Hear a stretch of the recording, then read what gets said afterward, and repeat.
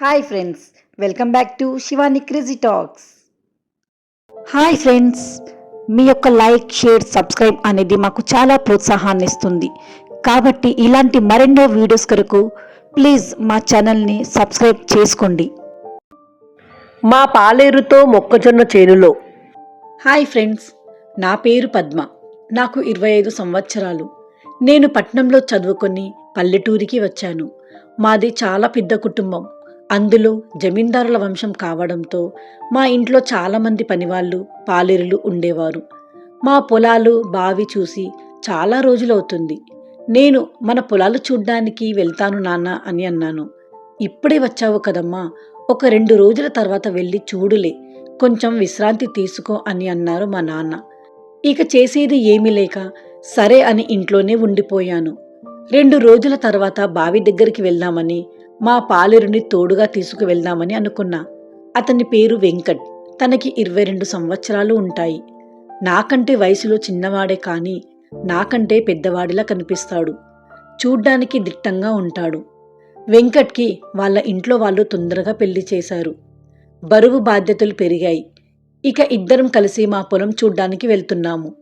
వెంకట్, ఎలా ఉంది నీ కాపురం అని అడిగాను. ఏం లేదండి, ఏదో అలా సాగుతుంది చిన్నగా. ఏంటి అలా అంటున్నావు? బాగానే ఉన్నావు కదా, మరి ఎందుకు అలా అంటున్నావు? ఏమో అండి, నా భార్య నా దగ్గరికి రావడం లేదు, నాతో మాట్లాడడం లేదు. ఎందుకని అన్నాను. ఏమో అండి, అది అర్థం కావడం లేదు. మరి అడిగేసరికి తను భయపడ్డాడు. ఏం పర్లేదు చెప్పు అన్నాను. వెంకట్ కొంచెం భయపడుతూనే అది కూడా కష్టంగానే ఉంది అని అన్నాడు. మరి ఎలా ఉంటున్నావు? మరేం లేదు, ఆమె పక్కకు వెళ్ళి పడుకుంటుంది, నేనేమో ఒంటరిగా పడుకుంటున్నాను.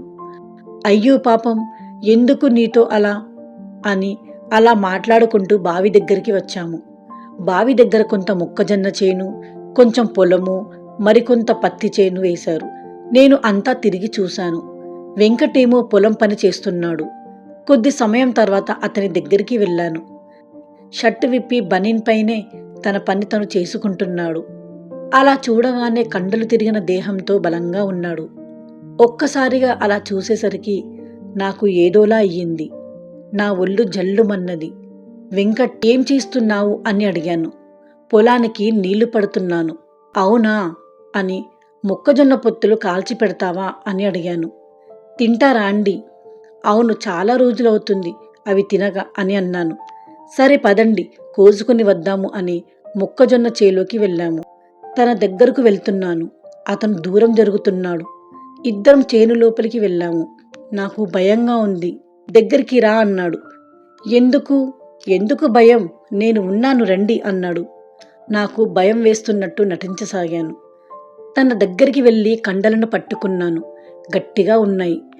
వెంకట్ చేతులతో అందుకే తన భార్య దగ్గరకు రావట్లేదేమో అని మనసులో అనుకున్నాను. తన నడుము మీద చేతులు వేసి నడుస్తున్నాను. అతనికి కూడా ఏదో అవుతున్నట్టుగా ఉంది. వెంకట్కి మాట తడబడుతుంది. ఎలా ఉంది అన్నాను. భయంగా ఉంది అని అన్నాడు. ఎందుకు? ఏమో అండి. ఏం కాదులే, మన చేనులో మనమే ఉన్నాం. నీకు కర్రబిల్లాట తెలుసా? హా తెలుసు, ఆడుకుందామా అన్నాను. అలా అనగానే ఏదో ఆశగా నన్ను మింగేలా చూశాడు. కానీ వెంకట్, ఎవరైనా వస్తే ఇక్కడికి అని అన్నాడు. ఎవరూ రారు అనగానే అక్కడ ఉన్నాడు. నేను ఆశ్చర్యపోయాను. ఇతనికి చాలా అనుభవం ఉంది అనుకున్నా. వెంకట్ కూడా చాలా ఎంజాయ్ చేశాడు. ఇలాంటి ఆనందం మళ్ళీ ఎప్పుడు దొరకదు అనుకొని పూర్తిగా సంతోషంతో బయటకు వచ్చాము. అలా జరిగింది ఒక చిన్న సంఘటన. నేను మా పాలేరు పొలంలో. మా వీడియోస్ కనుక మీకు నచ్చినట్లయితే లైక్ చేయండి, షేర్ చేయండి. మరిన్ని వీడియోస్ కొరకు మా ఛానల్ని సబ్స్క్రైబ్ చేసుకోండి.